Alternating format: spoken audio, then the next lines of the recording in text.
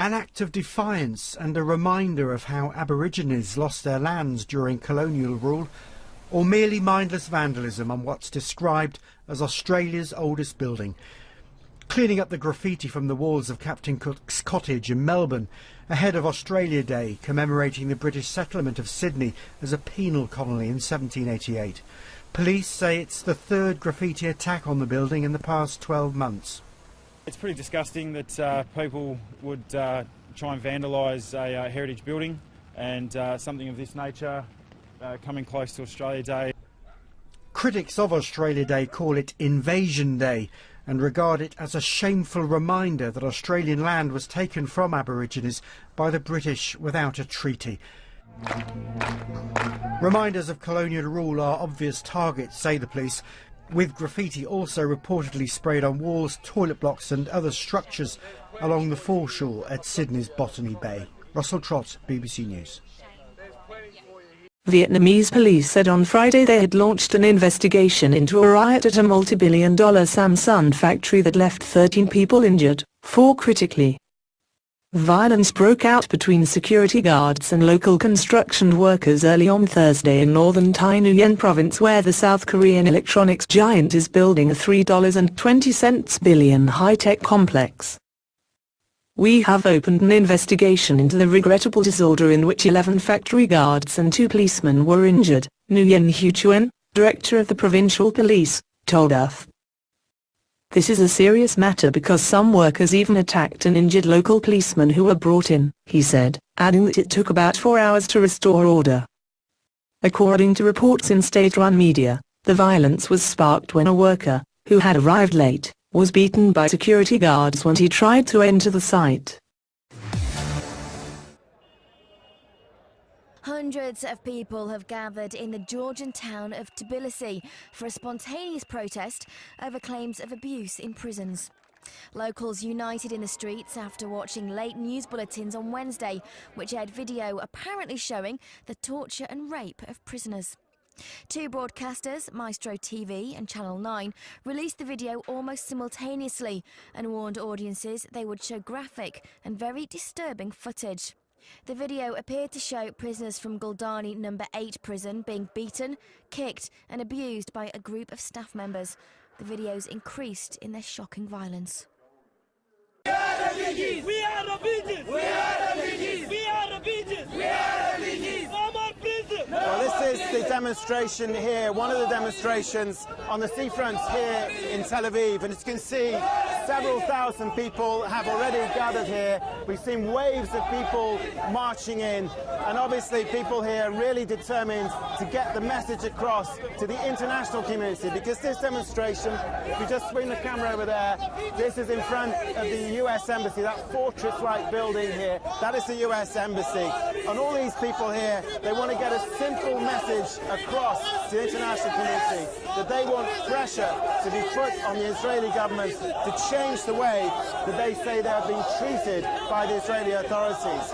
Now, a lot of these people are saying that they have been detained, they've been put in prison, and they fear now that although they are here now, that ultimately they could end up in prison and be held there indefinitely under a law which was passed just last month, in fact. So this is why we're seeing these demonstrations now, that people are really concerned about what's going to happen. They feel now is the time that the international community needs to act so that the laws which the Israeli authorities are applying to people here, stopping them get asylum effectively and trying to get them to leave the country, to leave Israel, that those laws are changed.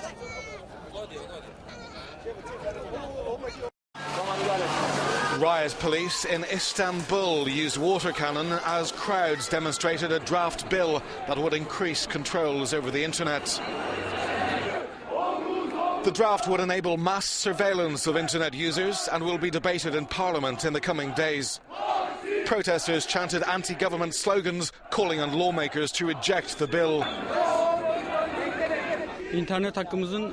I'm here to defend my internet right, said this man. It's wrong to be banned by somebody while you pay for the internet. I'm protesting about that. And, he says, censorship is a crime. Turkish courts have blocked access to websites, including YouTube and Vimeo. The European Court on Human Rights has ruled that Turkey's current internet law is against the European Convention on Human Rights. Our Euronews correspondent in Istanbul says, despite the sporadic violence during the demonstrations against the draft law limiting internet use, the protests ended here. But the activists continue their efforts on social media. Bora Bayraktar, Euronews, Istanbul. The closure of factories and firms has sparked clashes in Bosnia as economic and social woes deepen almost 20 years since the end of its war. Protesters try to storm local government offices in Tuzla in the north, claiming authorities have stood by idly as several state firms collapsed after privatization. Elections will change nothing, says this man, and only actions like this, and I'm afraid even more radical actions, can force our politicians to step down. Police drove protesters back and cordoned off the building. Football fans are said to have joined in as stones were thrown and tyres set on fire. At least 20 people were injured and over 20 arrests made. With unemployment sky high and tension building, one of the hundreds of protesters in Tuzla said this is the start of the Bosnian Spring.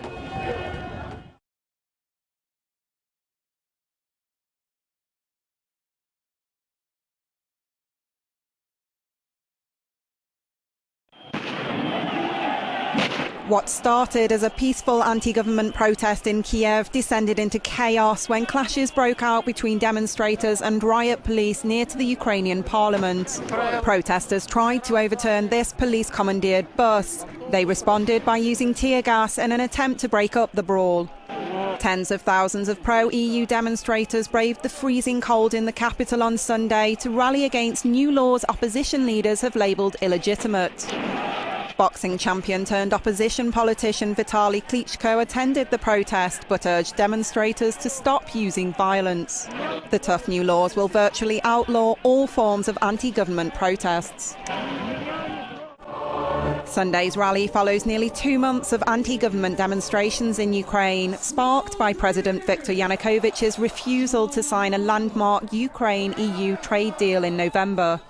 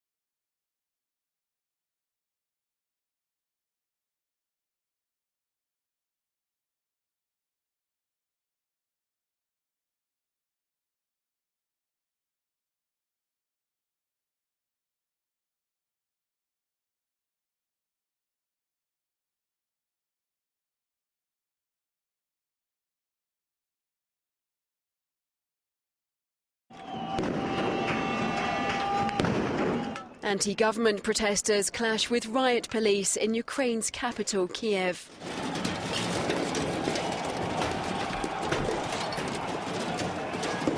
Despite appeals from opposition leaders not to resort to violence, a minority threw Molotov cocktails and stones at police. They're angry at new legislation banning protests, which they say paves the way for a police state. Riot police responded with rubber bullets, tear gas and water cannons. According to the Interior Ministry, 30 police were hurt, with more than 10 admitted to hospital. At least 100 protesters were injured and had to be treated by medics. Dozens were sent to hospital.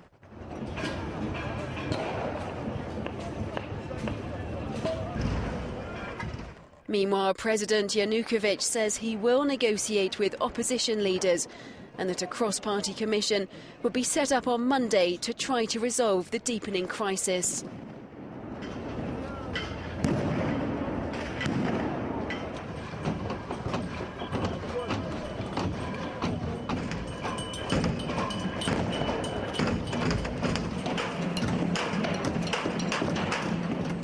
Euronews correspondent in Kiev, Sergio Cantoni, says the clashes went on all night long amid launches of stun grenades, tear gas and Molotov cocktails.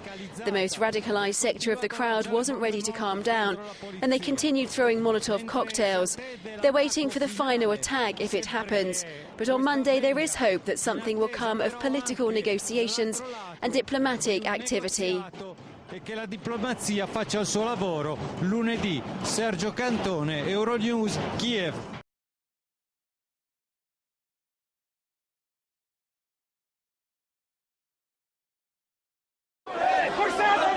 Ukrainian protesters in Lviv, in the west of the country, have taken over the regional state administration buildings.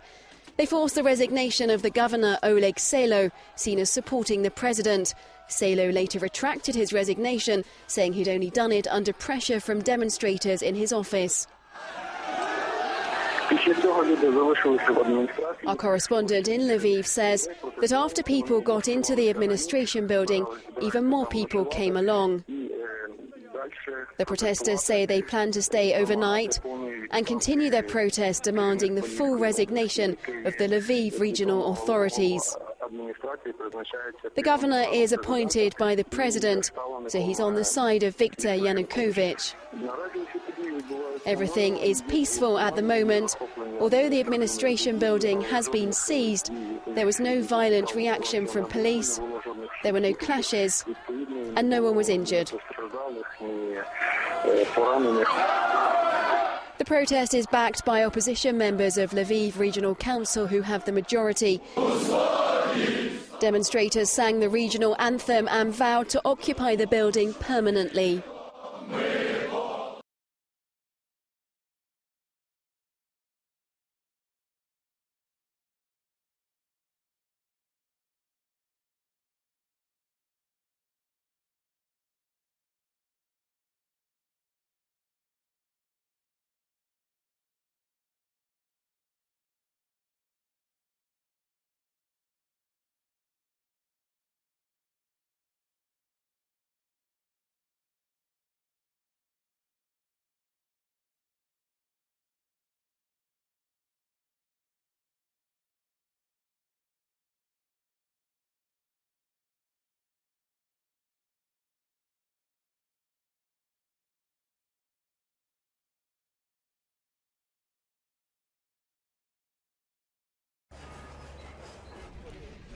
This is the regional administration building in Lviv in western Ukraine, where the regional governor has his office. But as you can see, just like in Kiev, there's now a giant barricade all around the building made of sacks of snow and tyres and wooden sticks. People have been working all night to put up the barricade.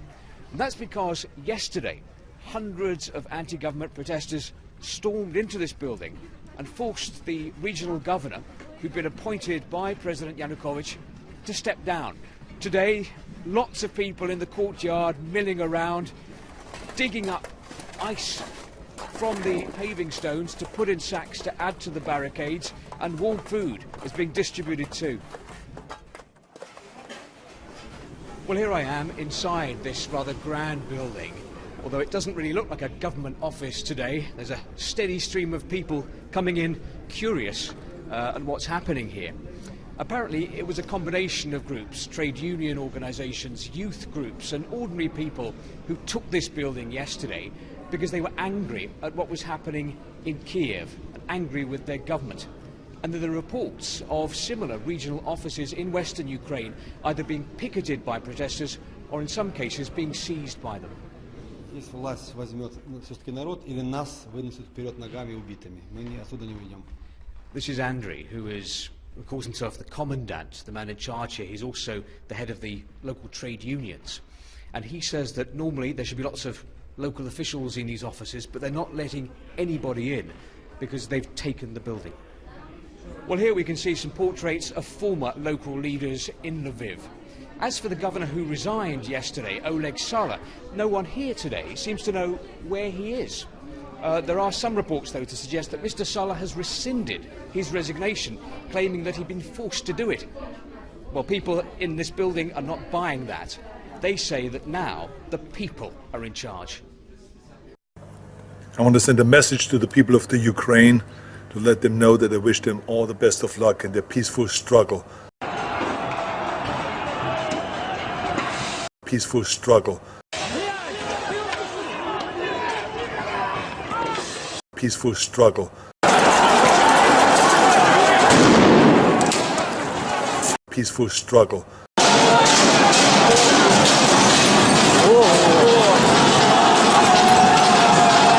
Peaceful struggle.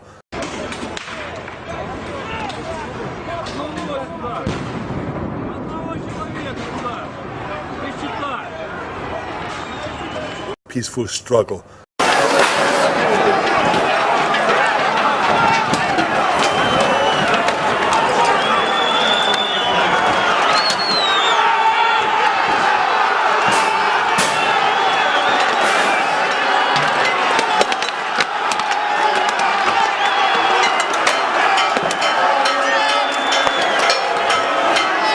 Peaceful struggle.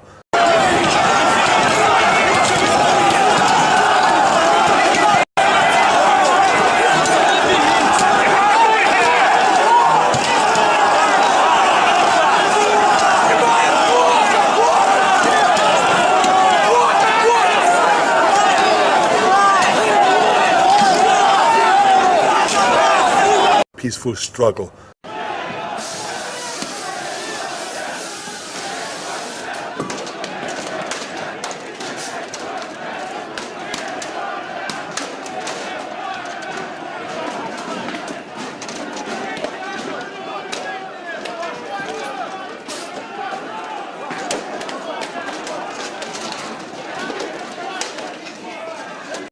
Peace.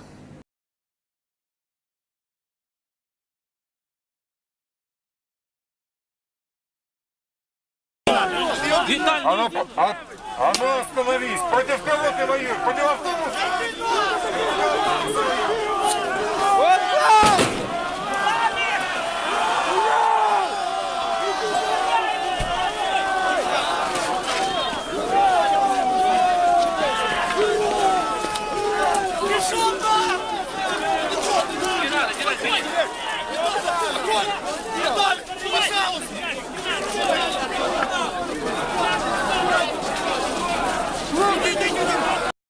Peace. Workers at a Goodyear tyre plant at Amiens in northern France have taken two of their bosses hostage over plans to shut down the factory. The heads of production and human resources are being held until staff say they receive an enormous amount of money. I don't agree with holding them, this man says, but what do you want us to do? We're waiting for politicians to come and negotiate with them. In November, management said it had ended all consultation procedures with staff, some of whom feel they have no future. There's no work here. Quite simply, the war is now starting. There's been no word yet from Goodyear's US owners. The factory is due to close, throwing some 1,100 staff out of work, with redundancy notices due to be served later this month.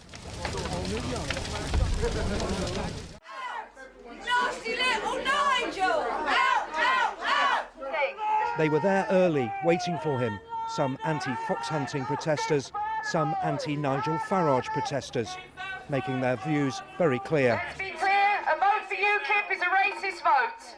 We do not want UKIP within Thanet at all, because they are a nasty party. He knew he was in for a noisy reception, but he wasn't expecting this.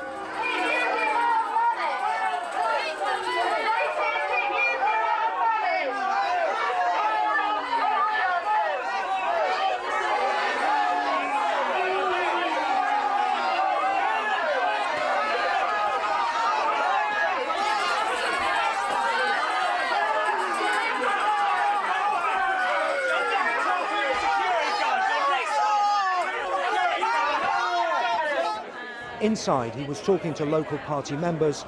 Outside, the protesters were still trying to get in. We don't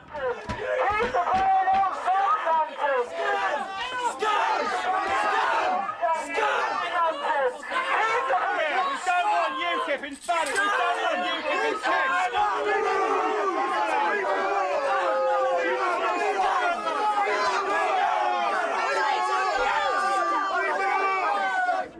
was your reaction to that? Well, politics can be rough and tumble, but I'm used to that being verbal, not physical. Clearly, there was an outright intention, not just to block my way, but to try and cause me physical harm. Not thrilled about it. I have to say, just 8 weeks after major spinal surgery, I was a bit scared. To the politics now, and UKIP did really well here in last year's county council elections. They hope to sweep the board in this year's local and Euro elections in May. You talked about the next general election, where you might stand. This part of the world? What, with a welcome like that? I don't know. I honestly don't know. I mean, clearly, East Kent is a big target area for us. Kent is my home county, so, you know, there is a reasonable chance that it might be a seat in Kent. But honestly, I want us to focus on fighting the European elections on May the 22nd and then decide after that where we're going to target. Tonight, questions for Kent Police. Why were there so few officers here to protect him? And already their investigation into what happened is well underway. Phil Hornby, ITV News, Cliftonville.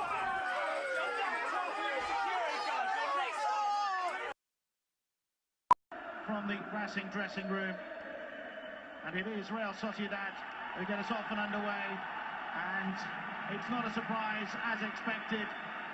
The Racing Santander players make no attempt to get to the ball. The substitutes, the coaches line up in unison, and also the Racing players just go and stand arm in arm in unison, in solidarity. They haven't been paid for months, but still La Real carry on playing amongst themselves. Dominic, I've never ever seen anything like this before in my life, and I'm sure and hope that we never see this again. But this is a stance which is made from the players. They've got the backing of the supporters, and you can understand the frustration of the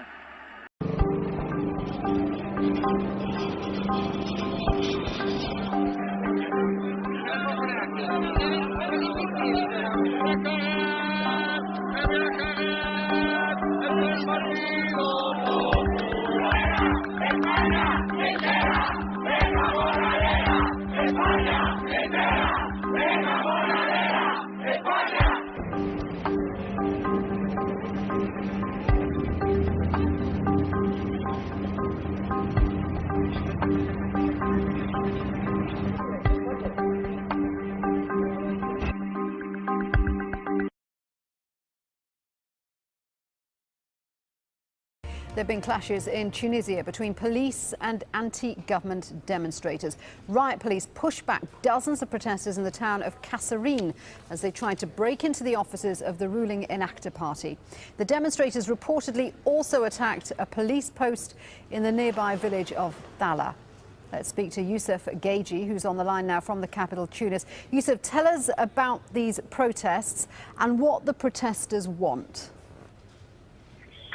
Basically, people came out to the streets yesterday after the announcement of new measures to deal with the budget of the country for this coming year. Essentially, new taxes imposed on different jobs and professions and sectors such as transportation and agriculture. And that has led a lot of people to come out to the street and protest about these taxes. The northwest of Tunisia, including Kasserine, Thala and Kef, are regions where there is a lot of agriculture, a lot of individual transportation business, and that impacts them quite well. So people were not really happy about this. And let's remember also that these regions are suffering for decades now because of the divide between the coast of Tunisia, the coastline, and the interior of the country. That's where the revolution started. That's where a lot of people died during the revolution, exactly because of economic conditions and jobs. And now again, they feel like they are paying the price too high for this revolution. Yeah, that situation on lack of jobs and poverty still persists. I know that Kasserine is one of the poorest regions in Tunisia, and all of this is happening at a pretty crucial time for Tunisia because Ennahda and the opposition are trying to push through the new constitution, which Tunisia has been waiting for a very long time. Indeed, this is a very crucial time. Tunisia is now voting on its new constitution inside the Tunisian parliament, and in the next few days, the actual government, the Ennahda government, will probably resign to leave the place for an independent government to take the country to the next election. It's also the anniversary of the revolution, and after 3 years, people are fed up and they want to see results. They want to see better jobs and better economy. They want to see the goals of the revolution, essentially jobs and freedoms, well in place, and feel that they achieved something with this revolution, but now they feel that they are paying and paying and paying for this revolution they've done. Yusuf, thank you for that. Yusuf Geji reporting on the potentially explosive situation in Tunisia there. There was a major traffic jam on the Thika Superhighway Wednesday morning after Matatu operators blocked a section of the road to protest the killing of their colleague. Matatu drivers and touts who barricaded the main road at Roy Sambu area to protest the killing blamed on a police officer who allegedly shot the tout for refusing to bribe him on Tuesday night. At one incident during the gripe, a section of the protesters accused the traffic officer, who was manning the area, of being drunk and descended on him with blows while some hurled at him.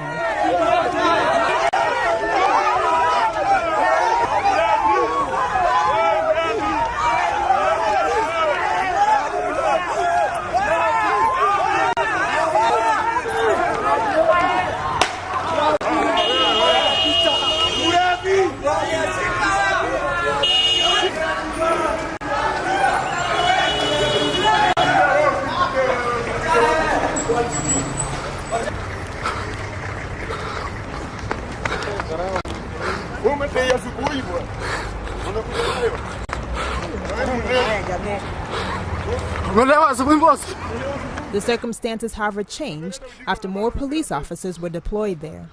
I'm Angela Moirore for Capital TV.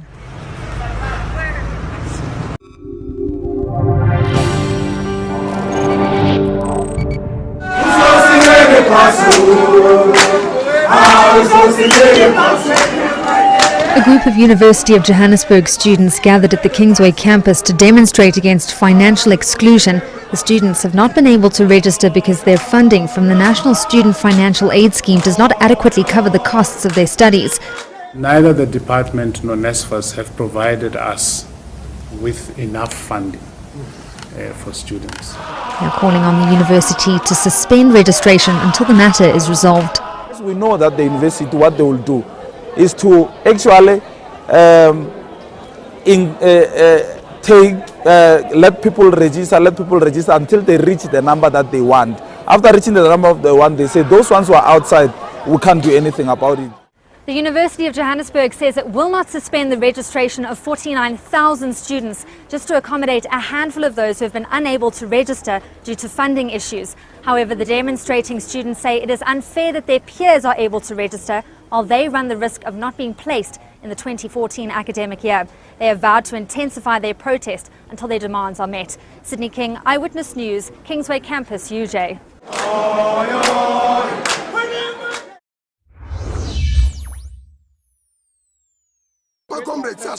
The threat of more destruction if their voices aren't heard.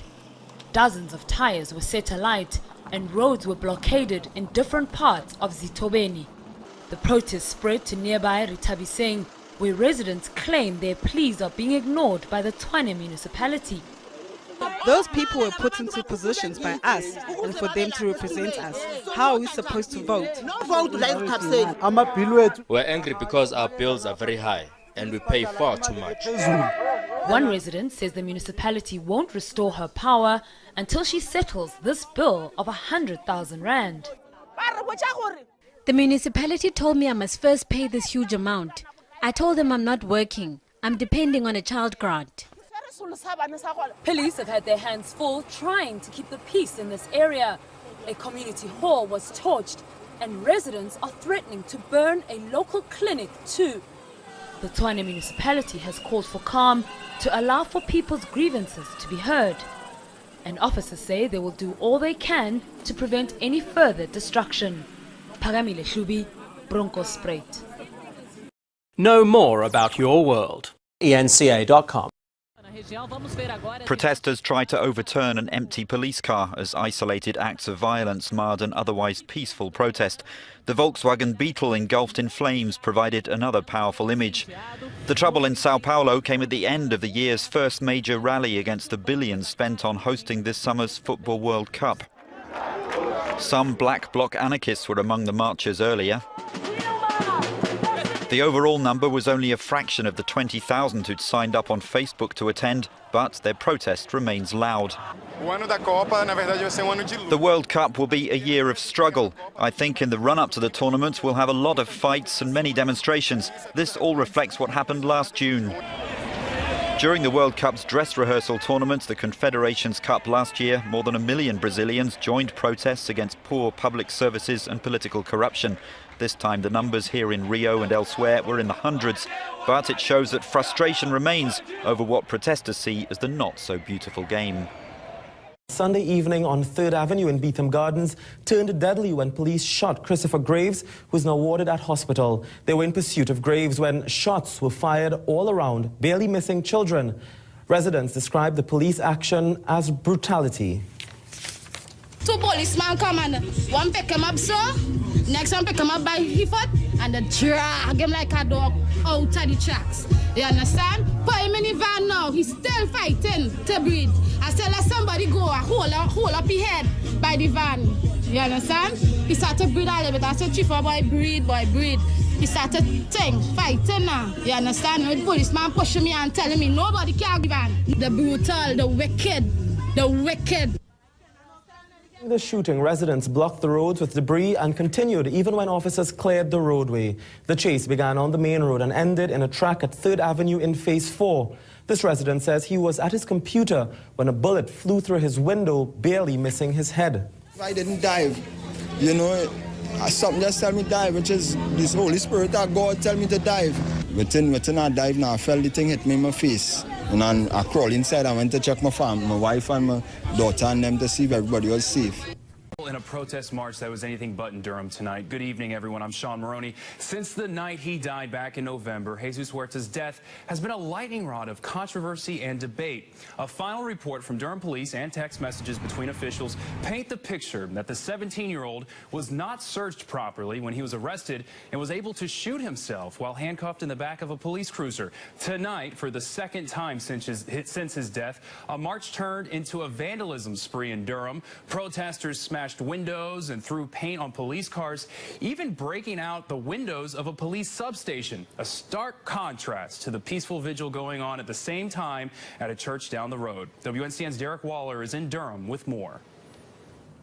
Sean, good evening. Yeah, more police protests tonight and more vandalism. You can see busted windows at this police substation and graffiti on several cars. Officers dispatched after reports of more vandalism at this substation on Rigsby Street. Ketchup sprayed all over this cruiser. Other cars had windows smashed in. 6 people were arrested in a protest some onlookers hoped would finally be peaceful. This was City Councilor Steve Schul before the march. As you can see, there's no police presence here, and I think that unless something does go awry, there will not be a need for one. Schul was one of several city leaders in attendance at a separate vigil inside the Immaculate Conception Catholic Church on Chapel Hill Street. For a night, leaving questions about police competence at the door. Instead, the focus was on helping this family grieve. We're here to support them, to show them that we love them and care for them. Inside, a stark contrast to the events outside. Quiet as Jesus Huerta's sister once again broke down in tears, urging the public not to pass judgment on her slain brother. Later, the family released this balloon in Jesus Huerta's memory. Police Chief Jose Lopez also attended. He declined to answer our questions about the continued violence happening just down the street. I've been in church. You live in a church? Okay. You can see some of the evidence of that vandalism still out here on Rigsby Street tonight. Some firefighters were actually out here trying to get the ketchup off of this police cruiser earlier. Meanwhile, the Huerta family says these protests and vigils will continue on the 19th of every month. In Durham tonight, I'm Derek Waller, WNCN News.